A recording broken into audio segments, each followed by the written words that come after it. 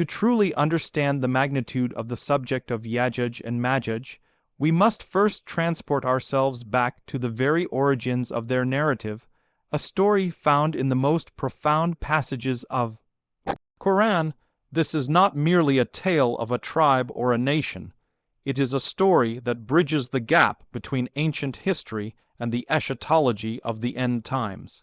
It begins, as so many profound lessons do, with the great king and traveler, Dhul-Qarnayn.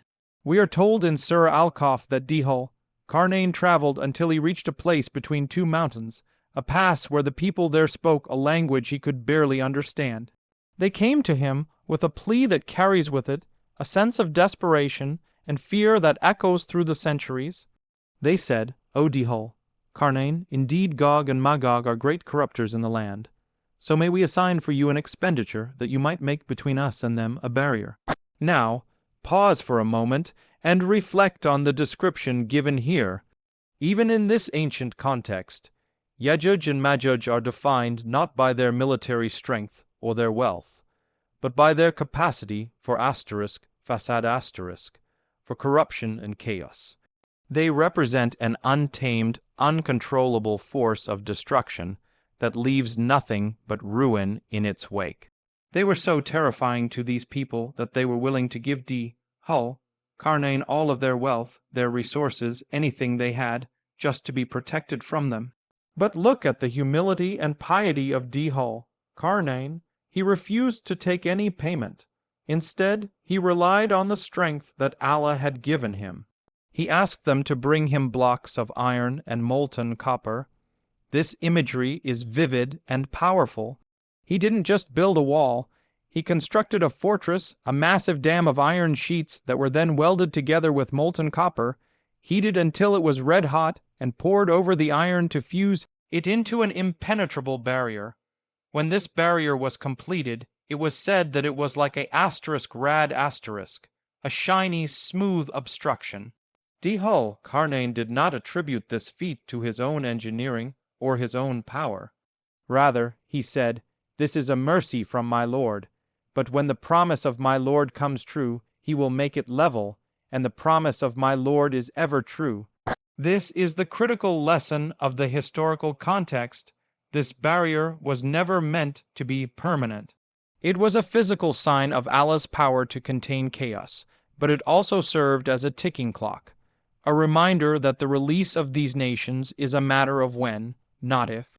The story establishes that Yajuj and Majuj are real people, contained by a real decree, awaiting a specific moment in time decreed by the Creator of the heavens and the earth.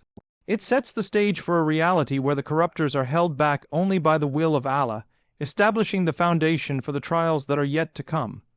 As we move from the ancient story of Dhul-Qarnayn to the timeline of the final days, we must situate the emergence of Yajuj and Majuj within the framework of the major signs of the hour. These are not random events that occur in a vacuum, rather they are like dominoes, each one falling in a specific sequence decreed by Allah. When we study the authentic narrations, specifically the comprehensive hadith found in Sahih Muslim, we see a clear chronology that places the release of Yajuj and Majuj at a critical juncture. It is a time of immense tribulation following the descent of Isa ibn Maryam, peace be upon him, upon the white minaret in the east of Damascus. We must understand the context here. The world at that time will have just witnessed the defeat of the Dajjal. The believers will be experiencing a brief period of relief and justice under the leadership of Isa. It is during this time of apparent victory and peace that the wall, that barrier built by Dhul-Qarnayn, will begin to crumble. Imagine the scene. The believers are at prayer, or perhaps resting, and suddenly the earth begins to tremble. The Prophet, may peace be upon him, described this moment vividly. He told us that when Allah wills for them to be released, the people will be digging away at the barrier, moving closer to breaking through day by day, until they reach a point where only a single day remains. When they return the next day, intending to finish the job, they will find it exactly as they left it, smoothed out by the power of Allah. It is then that they will declare, Inshallah, we will finish it tomorrow. And that is when Allah causes the barrier to crumble, and the floodgates of chaos are opened. This timing is significant. It teaches us that even when truth seems to have triumphed, humanity is not immune to further testing. The appearance of Yajuj and Majuj is not just a military invasion. It is the ultimate test of faith and patience. It is described as a sign so massive that it overshadows everything else. The Prophet mentioned that no other creation since the creation of Adam has ever destroyed the earth like Yajuj and Majuj. They are the climax of the major signs, while the Dajjal is a trial of intelligence and belief through magic and deception. Yajuj and Majuj are a trial of brute force and sheer destruction.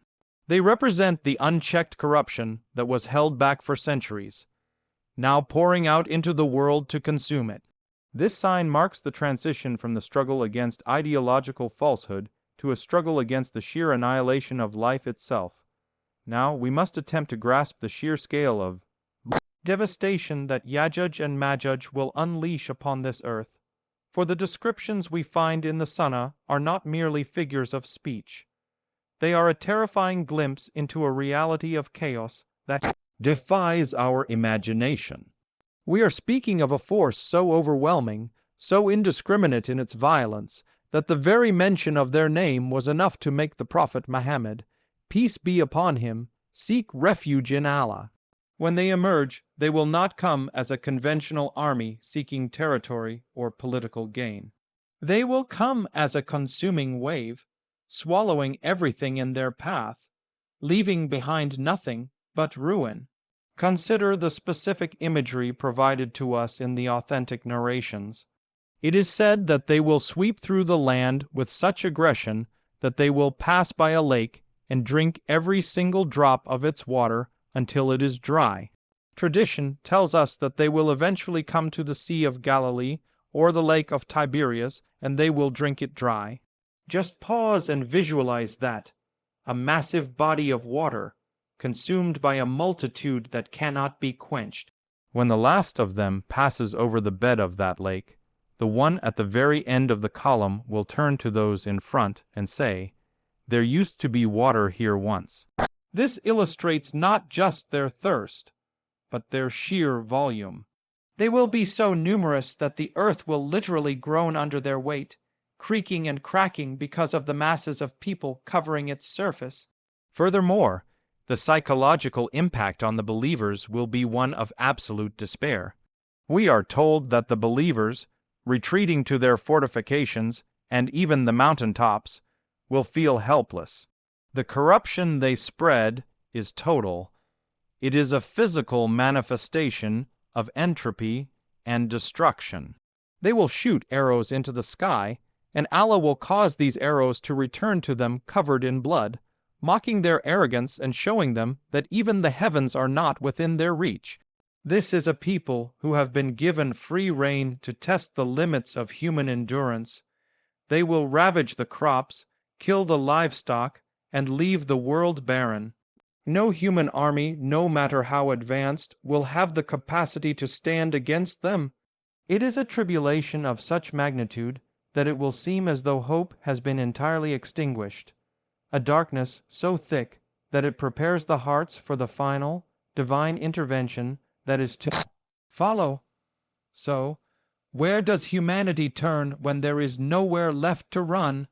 When the armies of the earth have vanished and the mightiest of men, including Isa ibn Maryam, are backed into the corner of a mountain, we arrive at the most profound realization of this entire narrative, the absolute limitation of human power and the absolute perfection of divine power.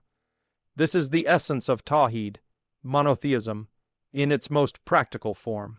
We learn that when the means are exhausted, when the strategies fail, and when the situation becomes utterly hopeless by worldly standards, the door to Allah is always wide open.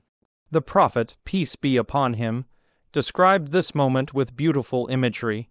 Isa and the believers will be besieged, and they will be in such a state of distress and humility that they will turn to Allah not with weapons, but with sincere supplication. They will prostrate, their faces pressed to the earth, and they will make dua. This is the ultimate weapon of the believer. Isa will plead, "O Allah, send us a remedy," and listen to the response of Allah. Does He send an army of angels? Does He send a lightning bolt from the sky? No. In a display of His power, He sends something small, something seemingly insignificant, a worm. A nagf, as it is called in the Arabic language, will appear in the necks of the people, the napes of their necks, and in their ears. By morning, they will all be found dead, lifeless, not a single one of them moving. There is no clash of swords, no epic final battle scene like we see in movies. The Creator simply says be, and it is. This teaches us that no matter how mighty the enemy appears, no matter how overwhelming the odds may seem against the truth, Allah is capable of destroying them in the blink of an eye. The army that drank up the lakes is rendered lifeless by a creature they could not even see. But the mercy of Allah does not end there. There is a practical problem that arises. The earth is now filled with the decaying corpses of this massive nation. The stench would be unbearable, and the land would be uninhabitable. So, in His infinite mercy, Allah sends a sign to the believers. He will send a bird, or it is described as creatures with necks like the necks of Bactrian camels. They will carry the carcasses away and throw them wherever Allah wills. Following this, Allah will send a rain, a torrential downpour that will wash the earth until it shines like a clean mirror, like a silver plate.